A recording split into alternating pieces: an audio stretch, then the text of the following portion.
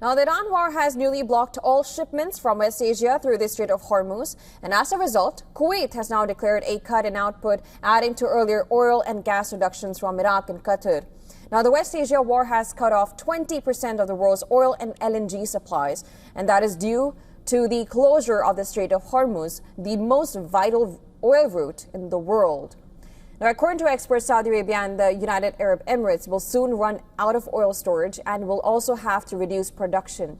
Now, Kuwait Petroleum has said it was lowering production at both its oil fields and refineries after Iranian threats against safe passage of ships through the Strait of Hormuz.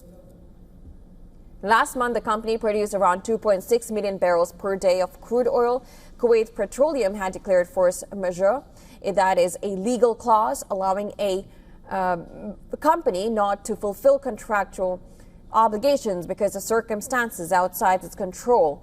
Now, a Bloomberg report showed Kuwait's oil cutback started with about 100,000 barrels a day on Saturday and is expected to almost triple on Sunday. The UAE, which pumped more than 3.5 million barrels a day last month, is using export capacity that bypasses the Strait of Hormuz. The OPEC's third biggest producer is also using its international storage facilities to ensure supply to global markets.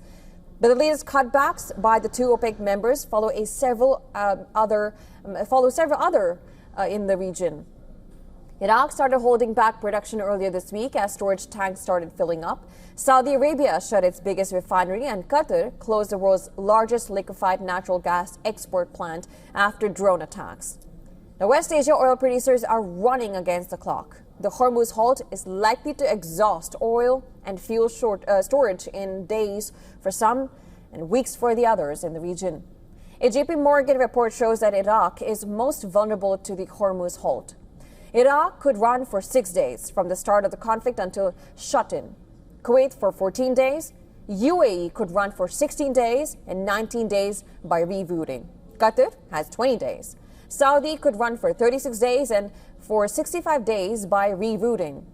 In this case, rerouting refers to alternative options to partially bypass the Strait of Hormuz.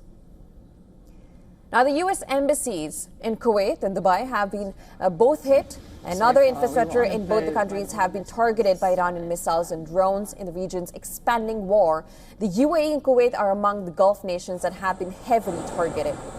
In the latest, the Kuwait army has said that 7 drones were shot down and debris from interceptions had damaged some ground.